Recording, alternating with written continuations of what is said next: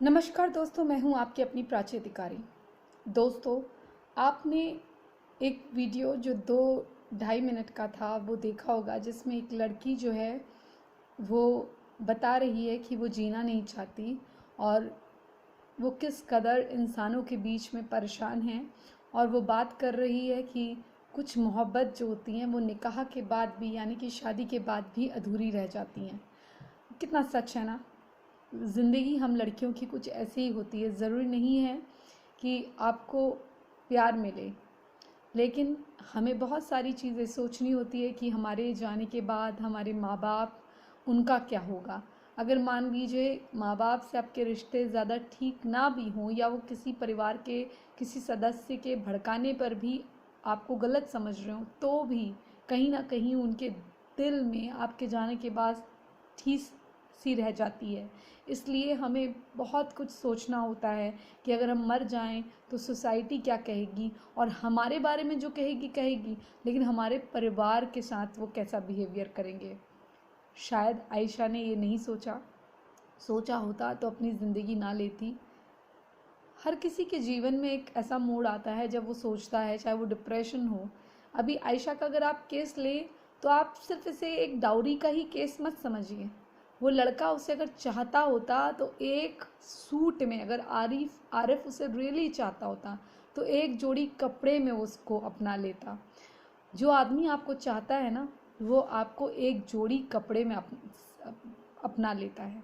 उसे कोई दहेज नहीं चाहिए होता। जो मर्द होते हैं ना, वो आपको खुशियाँ देते हैं और उनके लिए आपका जीने का मन करता है।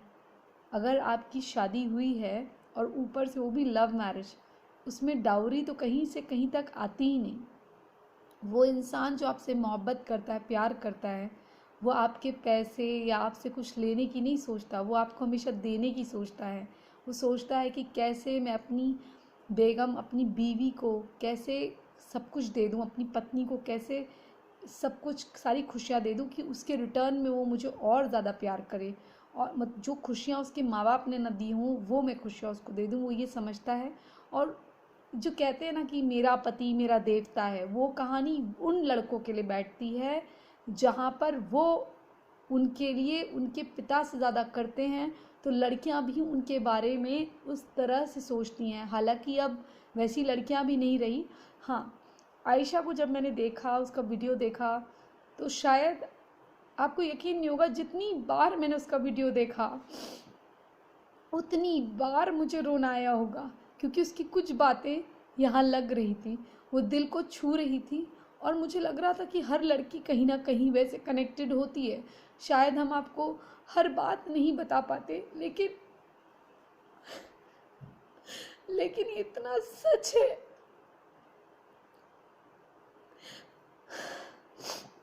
ये इतना सच है जो लड़कियों के साथ होता है। माँ बाप से आप क्या उम्मीद करते हैं कि वो दहेज देते रहें? दहेज दे के भी कोई रिश्ता बरकरार रखा जा सकता है क्या? कोई रिश्ता दहेज पे टिका हो, पैसों पे कोई लड़का आपके बार बार आपके माँ बाप से पैसे मांगे, वो शादी कोई टिकी होती है क्या? वो आपसे क्या बच्चे पैदा करके क्या आपके बच्चों की जिम्मेदारी लेगा? वो क्या आपकी जिम्मेदारी लेगा? वो क्या आपके लिए कपड़े खरीदेगा? क्या आपके शौक पूरे करेगा? क्या आपको खाना खिलाएगा? जो आपके माँ बाप के पैसों को चाह रहा हो उस पे, और ऊपर से वो किसी और से बात कर रहा हो। एक लड़की के लिए सबसे बुरी बात ये होती है ये देखना कि उसका पति उससे नहीं किसी और से प्यार करता है या किसी और से फ्लर्ट कर रहा हो। अगर आपका शौहर किसी और की तरफ आंख उठा के भी देख लेना, उसके चश्मे पर भी आपकी नज़र चले जाए, तो औरत ये देख लेती है कि उसके चश्मे से भी वो देख लेती है कि इसने चश्मे के अंदर से किसी और को देखा है। तो इतना बुरा लगता है ना लड़की को। अगर आप किसी से प्यार करते हो, उसके बदले में आपको उतनी 100% मोहब्बत नहीं मिलती, तो औरत बेचैन हो जाती है। तो सोचिए आयशा के साथ कितना बुरा हुआ। जालौर जब वो जाती थी अपने ननिहाल में बचपन से, तो उसको वहाँ ये आरिफ वहाँ उनके पड़ोस में रहता था, और इसका रिश्तेदार भी था। इसकी जो मम्मी थी, अम्मी जान थी, वो इसकी बुआ लगती थी। जो लड़की थी उसकी बुआ लगती थी आयशा की। तो इसलिए इनकी शादी में भी कोई दिक्कत नहीं आई। शादी के वक्त वो 20 साल की थी और सोचा कि भाई मोहब्बत है, प्यार है, और घर वालों ने भी मना नहीं करा क्योंकि एक ही तरह का ख़ानदान था। आयशा के पिता जो थे गरीब थे, दर्जी थे, उतनी हैसियत नहीं थी, लेकिन प्यार था तो भाई शादी भी रज़ामंदी से कर दी, सब कुछ हो गया। और सारे रिश्तेदार जो थे एक दूसरे के मिलते जुलते रिश्तेदार ही थे। वहीं जो आरिफ है वो एक ग्रेनेड कंपनी में सुपरवाइज़र था और उसके पापा भी इसी तरीके का काम करा करते थे। इन लोगों ने पैसे जोड़ जाड़ के कुछ दुकानें ले ली थी जिसका किराया आता था, सब कुछ ठीक चल रहा था, इनकी खुद की हालत ठीक थी। लेकिन आयशा लोग गरीब थे, आयशा के जो माँ बाप थे वो ज़्यादा पैसे वाले नहीं थे। तो पहली दफ़ा जब आयशा प्रेग्नेंट हुई, सॉरी, पहले जब आयशा से इसने कुछ दिनों बाद, कुछ महीनों बाद, 6 महीने के अंदर अंदर अपनी असलियत, अपना रंग रूप दिखाना शुरू करा, तो आयशा ने जब वो देखा तो वो सहन नहीं कर पाई कि एक तो उसको इतना दर्द हुआ कि भाई जिससे मैंने प्यार करा वो ऐसा मेरे साथ कर सकता है। आयशा के साथ बैठकर किसी और लड़की से वीडियो चैट करता था, बार बार कॉल करता था, फिर अपने शौक़ और उस लड़की को घुमाने के लिए आयशा के घर वालों से पैसे मंगवाया करता था। लेकिन इसमें मैं आयशा के भी माँ बाप की गलती मानती हूँ। जब पहली बार आयशा को ये घर छोड़कर आया, फिर 1.5 लाख रुपया जमा करके उन्होंने किसी तरीके से, एक दर्जी 1.5 लाख रुपए जमा करता है अपनी बेटी की खुशियाँ बचाने के लिए, और उसके बाद वो उसको घर छोड़कर आता है उसके ससुराल। ये कैसे लोग हैं भाई? मतलब आप 1.5 लाख रुपए लेकर अपनी बीवी को, अपनी पत्नी को अपने घर रखने की कंडीशन लगाते हो, उसकी कीमत लगाते हो, उसके गरीब माँ बाप से पैसे मांगकर।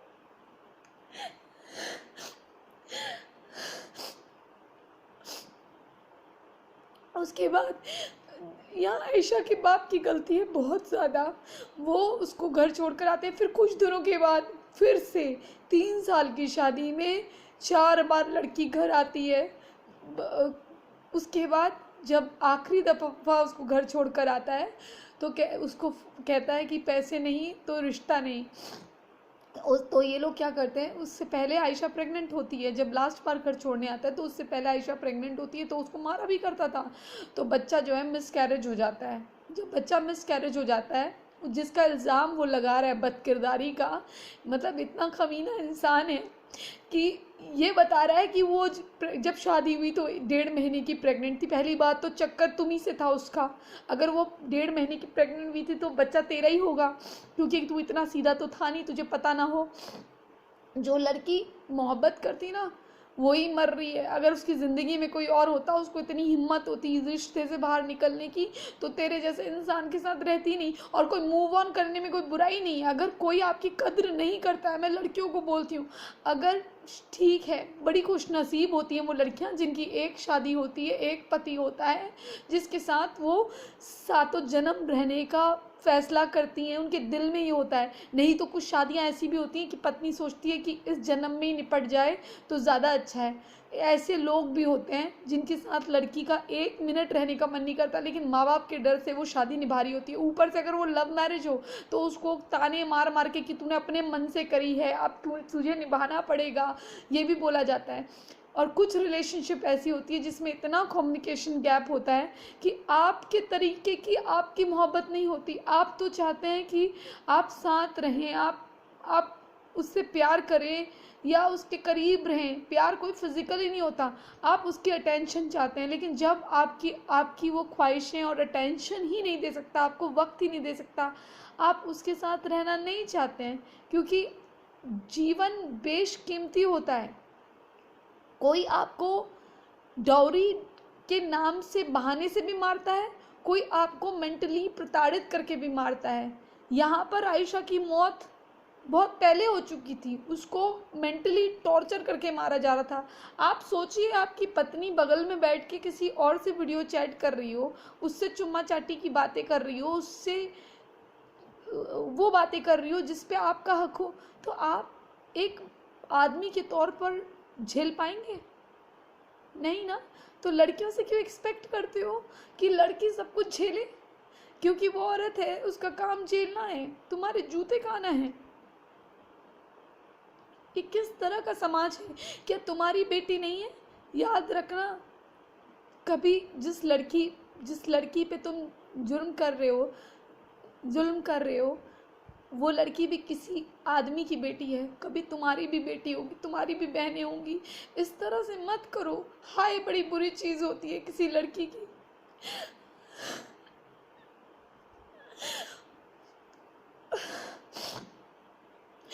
उसके अब्बू फ़ोन पे बोल रहे हैं कि बेटा तुझे कुरान पाक की कसम वापस आ जा, लेकिन वो कह रही है नहीं, अब ये सबका वक्त गया।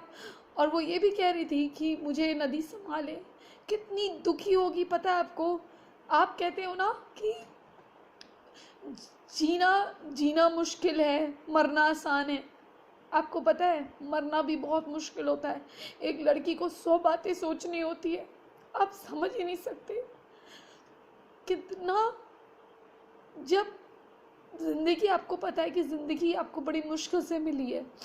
हमारे हिंदुओं में तो मानते हैं कि 84 लाख योनियों के बाद, प्रोसेस के बाद, ज़िंदगियों के बाद मनुष्य यानी कि इंसानी जिस्म मिला है।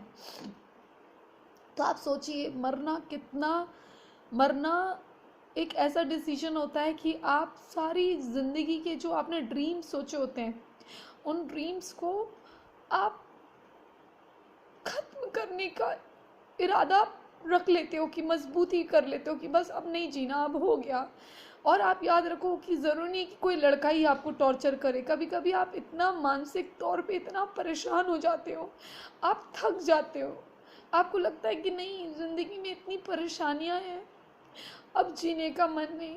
आपके पास सब कुछ होता है, लेकिन सब कुछ होते हुए भी कुछ नहीं होता, क्योंकि आप जिस तरह से ज़िंदगी चाह रहे होते हो, लोग आपको झूठ बोल रहे होते हैं छोटी छोटी बातों में। आपकी चाहे दोस्त हो या सर्कल हो, आप उस समय आपको कोई साथ नहीं देता है ना। डिप्रेशन जब होता है, तो जब आपका कोई साथ नहीं देता, आपका मन ही नहीं करता जीने का। और एक बात बोलती हूँ, रोना या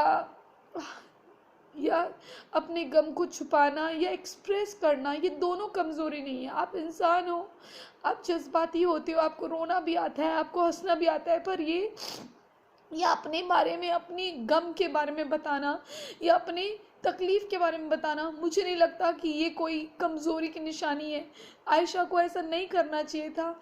इतना 70 मिनट की कॉल करी, उसको जब पता था वो मरने जा रही है, वो उसको अच्छे से छोड़ सकता था। उसको क्या ज़रूरत थी उसके एक दर्जी बाप से पैसे लेने की? क्या ऐसी, वो क्या दरिद्र था वो आदमी, उसको जो उसके पैसे, लड़की के पैसे चाहिए थे? अरे तेरे पास इतनी दुकानें थी, और वो कैसे लोग, उसके खुद के घर में उसकी बहन है जो जिसकी शादी नहीं हुई, एक बहन की शादी हुई है। भगवान न करे, ऊपर वाला न करे उसकी बहन के साथ कुछ ऐसा हो। आप किसी की बहन के साथ ऐसा कर रहे हो, किसी की लड़की के साथ ऐसा कर रहे हो। आपने हंसता खेलता परिवार बर्बाद कर दिया। अगर आपके घर में आपकी बहन के साथ ऐसा हो जाए तो आपको कैसा लगता? बहुत आसान होता है ना दूसरे की लड़की को तकलीफ देना, उसे परेशान करना, मेंटली टॉर्चर करना। और खासकर जब लव मैरिज करी हो तो वो सवाल भी नहीं कर सकती, क्योंकि भाई तुमने अपनी मर्जी से करी है, तुम भुगतो। ये वाला होता है कि तुमने चूज़ करा है। जब पहली दफ़ा ये टॉर्चर कर रहा था, इसके माँ बाप, जब पहली बार इसने दहेज मांगा, एक दहेज के लोभी का आपने मुंह खोला। जब उसने पहली बार दहेज मांगा तो आप पहली बार में ही उसको मना कर देते और लड़की को समझा के, काउंसलिंग करके तलाक दिला देते, और लड़की को करियर की ओर मोटिवेट करते और उसको बताते कि हमें तेरी कितनी ज़रूरत है। तो शायद उसको इसकी और से जो डिप्रेशन हुआ, जो उसका दिल टूटा, वो शायद टूटता ही नहीं। हम लड़कियों को ये चाहिए कि अगर हमको कोई इस तरह से ट्रीट करता है तो हम अपने अंदर अपनी खुशियाँ तलाशें। मरना बहुत मुश्किल है, ज़िंदगी को झेलना उससे भी मुश्किल है। बुरे हालात, अच्छा बुरा, अप एंड डाउन सबकी ज़िंदगी में आते हैं, लेकिन कोई लड़का आपकी मौत का कारण बने, इतने कमज़ोर आप हो जाओ, माँ बाप के बारे में ना सोचो, ये भी ठीक नहीं है। हाँ, मैं ये कह रही हूँ, मैं समझ सकती हूँ कि जब आपको प्यार में धोखा मिले या आपके साथ आपका शौहर ऐसा कुछ कर दे, आपको इग्नोरेंस मिले, तो जीने का शायद मन नहीं करता, क्योंकि प्यार में जो धोखा होता है वो धोखा ऐसा नहीं है कि आपको शादी करने से मना कर दिया, या कुछ बातें ऐसी होती हैं, छोटी छोटी बातों में अगर इंसान झूठ बोलता है तो आपका दिल टूट जाता है। आपको लगता है कि ये कैसा प्यार है, आज ऐसा झूठ बोल रहा है, कल को कुछ और झूठ बोलेगा, तो फिर आपका ऐसे इंसान के साथ जीने का मन नहीं करता। आरिफ जौलौर से पाली की ओर जा रहा था, वहाँ अपनी बहन से मिला, मुलाकात करी। इससे पहले शादी में भी गया था, उसको पता था कि आयशा ने सुसाइड कर लिया है, उसके पास वीडियो थी, तो भी अपने जो कज़न थी उसकी शादी में गया, वहाँ शादी में एंजॉय कर रहा था। तब तक वहाँ खबरें आ चुकी थी, रिश्तेदारों ने, जो क्योंकि रिश्तेदार कॉमन थे, पूछा तो उन्होंने बिल्कुल रिएक्ट ही नहीं करा, इतना बेशरम परिवार। ठीक, उसके बाद अपनी जब बहन से मिला, बहन से मिलने के बाद उसको पता चल गया कि अब अहमदाबाद की जो पुलिस है मुझे तलाश रही है, तो हाईवे की तरफ को भागा बस पकड़ के। वहाँ पर पुलिस ने इसको धर दबोच लिया, इसको फिर वहाँ से लेकर आई। 1 तारीख को तो अपनी बहन की वहाँ पहुँचा, दूसरी तारीख को हाईवे में था, तो हाईवे में पुलिस ने पकड़ लिया 2 मार्च को। फिर वहाँ से अहमदाबाद लेकर आई, तो अपनी जब कोर्ट में इसकी रिमांड मांगी गई 5 दिन की, तो रिमांड मिली 3 दिन की। और इसने पहला कोर्ट में कहा कि भाई वो बद किरदार थी, और ये जो है बच्चा जो था, इसका ये जो बच्चा था पैदा हो रहा था, ये 1.5 महीने से पहले ही प्रेग्नेंट थी। अब बताइए, कोई आदमी मरने के बाद भी अपनी बीवी पर इस कदर इल्ज़ाम लगा दे, जो सिर्फ उससे मोहब्बत करती हो और उसी के लिए मर रही हो। ये कितना नीच आदमी था, और इसके लिए आयशा ने जान दी। बेहद अफसोसनाक। इससे बढ़िया तो अपने पेरेंट्स के लिए जी लेती आयशा। हालांकि 306 का मुकदमा इसमें प्रोवोकेशन टू सुसाइड, मतलब जो सुसाइड के लिए किसी को उकसाना, और 498 डाउरी का केस तो चल ही रहा था इस पे। अब मुझे तो लगता है ऐसे लोगों पे 302 चलाना चाहिए। वो लड़की कितनी दुखी थी, कितना ज़्यादा दिल टूटा था उसका। आप वो वीडियो देखेंगे, सुनेंगे, आपको पता चलेगा। लेकिन एग्जैक्टली मैं फ़ील कर सकती हूँ उस लड़की को, क्योंकि मैंने बहुत सारी ऐसी चीज़ें देखी हैं, लड़कियों के मुँह से सुना है, वो कितनी टूटी होती हैं अंदर से, उनको कितना दुख होता है। कई बार आपको लोग हंसते हुए नज़र आते हैं, लेकिन इतने खुश नहीं होते। लोग जज करते हैं, कोई बात नहीं, जज करें, लेकिन कम से कम इतना किसी को मत बोलिए कि जो टूटा हुआ इंसान हो वो और टूट जाए। और किसी लड़की पर एकदम से बदकिरदारी का इल्ज़ाम लगाना, किसी लड़की के बारे में एकदम से कुछ अनशन बोल देना, या किसी का तलाक हो गया है, या किसी के शौहर ने, उन दोनों के बीच में अनबन हो गई है, वो छोड़ दिया है उसने अपने शौहर को, तो हर बार ज़रूरी नहीं कि शौहर ही छोड़े, लड़की भी छोड़ती है। वो क्यों छोड़ती है मालूम है? जब वो देखती है कुछ ऐसा, कोई लड़की अपना घर नहीं तोड़ना चाहती है, लेकिन जब कुछ ऐसा होता होगा तभी छोड़ती होगी। मैं मानती हूँ कि कुछ लड़कियाँ ख़राब हैं, लेकिन जो लड़कियाँ अच्छी हैं उनके साथ क्यों बुरा करते हो? हर चीज़ तुम्हारे हिसाब से तो होगी नहीं ना। किसी को अगर पत्नी बनाते हो तो उसकी भी सुनो। माँ बाप को क्यों रुलाते हो किसी के? जो भी हुआ, आपको सारी स्टोरी मालूम होगी कि अहमदाबाद की रहने वाली थी, गुजरात के अहमदाबाद की रिहाइश थी उसकी, सारी चीज़ें आपको सारे टेलीविज़न चैनल में बता दी होगी। लेकिन मैं मानवीय आधार पे बोल रही हूँ कि ऐसा मत करो किसी के साथ, मत मारो लड़कियों को। आपको अगर तलाक देना है, तलाक दो, अच्छी तरह से समझाओ, बैठ के काउंसलिंग करो और ख़ुद बताओ कि मैं तुम्हारे साथ नहीं रह सकता, या मैं तुम्हारे साथ नहीं रह सकती। मैं लड़कियों से भी बोल रही हूँ, बताओ, अगर दिल टूटा है तुम्हारा तो बताओ कि मैं भैया नहीं रह सकती, अब नहीं झेल सकती मैं। और लड़का भी बोले, उसको बताए कि मैं तुम्हारे लायक नहीं हूँ या ऐसे। लेकिन अगर आपको किसी और से प्यार है तो प्लीज़ शादी मत करो। ये कैसी लव मैरिज है? आप किसी और से वीडियो चैट करते हो और आप फिर लड़की से शादी कर रहे हो। ये तो गलत बात है ना। क्यों कर रहे हो लव मैरिज के नाम पर शादी निकाह, जब आपको किसी और से ही चैट करनी है, और उसके इतने बेशर्म हो कि उसके बाप के पैसों से अपनी गर्लफ्रेंड के शौक पूरे कर रहे हो। ऊपर वाले का खौफ नहीं है। आप सबसे हाथ जोड़ के निवेदन है, रिक्वेस्ट है, ना दहेज मांगिए, मर्द बनिए, ना दहेज मांगिए। और पेरेंट्स से रिक्वेस्ट करती हूँ, ना दहेज दीजिए। आज जो एक मांग रहा है कल को दो मांगेगा, फिर आपकी लड़की को या तो खुद मार देगा या फिर ऐसा उसकी ज़िंदगी कर देगा कि वो खुद ही मर जाएगी। अगर आप जानबूझ के लड़की को कुएं में धकेल रहे हैं, नहीं चाहते हैं उसको, तो बता दीजिए कि बेटा हम तेरे को जानबूझ के मौत के मुंह में धकेल रहे हैं। पर ये मत कहिए कि ससुराल ही तेरा घर है। क्यों है ससुराल? लड़की का कौन सा घर है? एक जगह मायका है, एक जगह ससुराल है। उसको खुद का घर है कि नहीं? इसीलिए लड़कियों को पढ़ाइए, वो अपना घर खुद खरीदें, उसके बाद वो शादी करें। इतनी जल्दी शादी मत करिए आप। इसीलिए कहते हैं कि 23-24 साल तक लड़की करियर बनाएगी, फिर 30 साल तक वो शादी करे, ताकि अगर कुछ ऐसा हो भी जाए तो वो खुद ही अपने पैरों में संभल जाए। ऐसा मत करिए लड़कियों के साथ। केवल शादी करना, केवल बच्चे पैदा करना और अपने बारे में बिल्कुल ना सोचना, थोड़ा माँ बाप, थोड़ा ये, थोड़ा वो, थोड़ा पति, ये सब क्या है ये? हमारी भी तो अपनी ज़िंदगी है, हमारे भी तो अपने सपने हैं। हर कोई लड़की सोचती है मेरा पति केवल मुझसे प्यार करे, मुझे चाहे। लेकिन अगर वो नहीं हो रहा है, वाकई में कुछ मोहब्बत जो होती है वो शादी के बाद भी पूरी नहीं होती, या आपको लगता है कि आपको सब कुछ मिल गया है, लेकिन सब कुछ मिलके भी नहीं मिलता, कहीं कुछ कमी रह जाती है। थोड़ी बहुत अगर इकोनॉमिकल कमी हो तो इंसान बर्दाश्त कर सकता है, लेकिन झूठ और फरेब और धोखा बर्दाश्त नहीं कर सकता। और किसी और की एंट्रेंस अपनी रिलेशनशिप में तो बिल्कुल नहीं।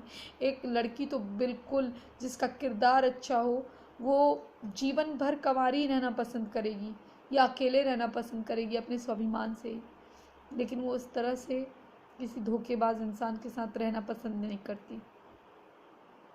लड़कियों को मत मारिए, उनको जीने दीजिए। अगर आपको किसी और से मोहब्बत हो गई है तो अच्छी तरह से बताइए, ढंग से बताइए, सबके सामने बैठ के बताइए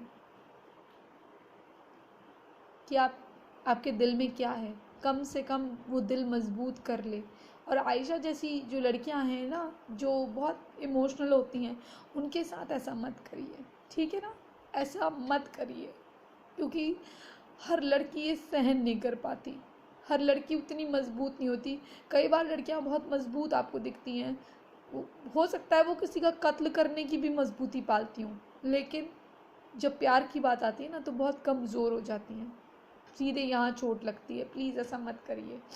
और मैं माँ बाप से भी रिक्वेस्ट करती हूँ और लड़कों से भी, ना दहेज लीजिए ना दहेज दीजिए। जो पहली बार दहेज मांगता है वो हमेशा दहेज मांग सकता है। इसी संदेश के साथ कि इस देश में कुछ ऐसी कानून व्यवस्था बने जहाँ लड़कियों के साथ ये सब ना हो।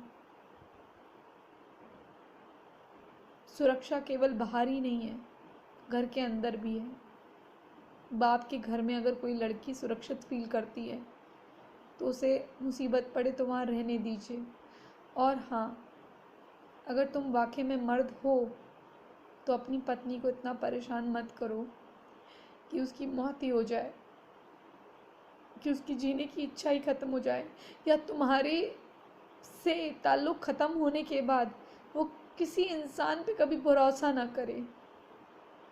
आप किसी लड़की को इतना कड़वा मत कर दो कि दोबारा किसी वो लड़के पे यकीन ही ना कर पाए। किसी और की ज़िंदगी तबाह मत करो। तुम्हारे घर में भी बहनें होंगी, तुम किसी औरत से पैदा हुए हो, ऐसा मत करो। हाथ जोड़ के प्रार्थना है। जय जय हिंद, जय जय भारत, वंदे मातरम।